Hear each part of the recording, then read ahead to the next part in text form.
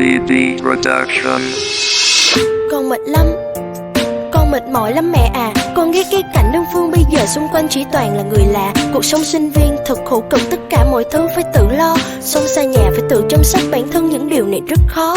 Đối với con ngay từ nhỏ đã được ba mẹ nuông chiều, luôn dạy bảo dặn dò mọi thứ nhưng chưa bao giờ mà con hiểu.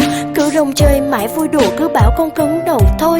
Con biết vào đó đời ở một mình không có mẹ sao lo nổi. Con vẫn nhớ mãi câu đó, đúng là không hề dễ. Cầm điện thoại ở trên tay không đủ can đảm để gọi về. Con sợ phải bật khóc khi nghe giọng mẹ ở bên kia. Và con sợ ai đó mất ngủ vì lo cho con vào đêm khuya. Con sợ con không chịu nổi cảm giác xa nhà ngay bây giờ. Và con sợ tim con thắt lại trong lòng ngập tràn những nỗi nhớ. Con sợ nhưng phải cố cười, phải mạnh mẽ như mẹ nói. Không được không phải cố học hành, mai sau cuộc sống sẽ thay đổi.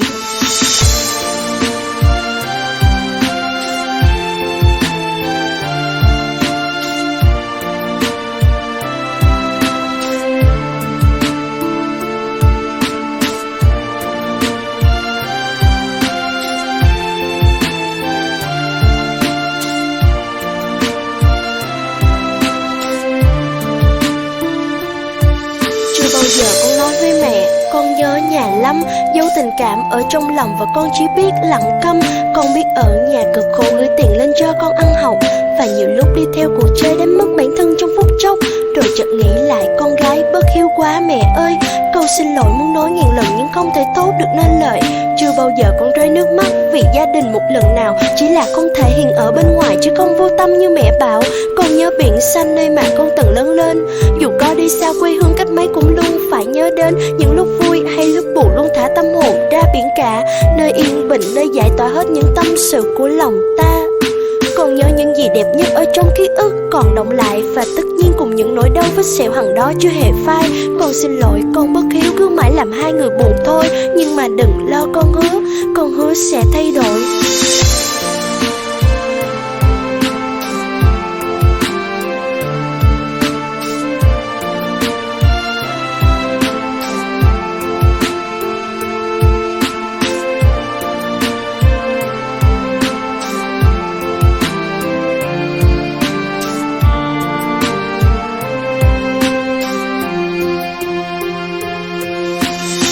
DD Production. Con hứa sẽ thay đổi, không làm cho mẹ phải buồn đâu.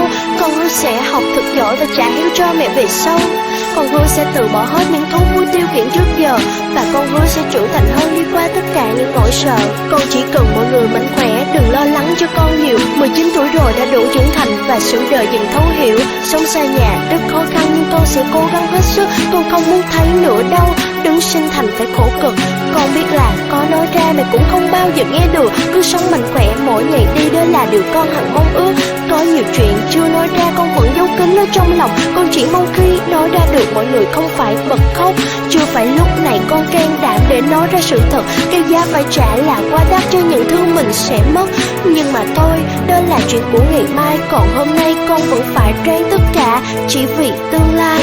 Sống trong vòng tay của mọi người nhưng chưa một lần con thấu hiểu. Để rồi bây giờ rời xa gia đình mới thấy bản thân mình bất hiếu.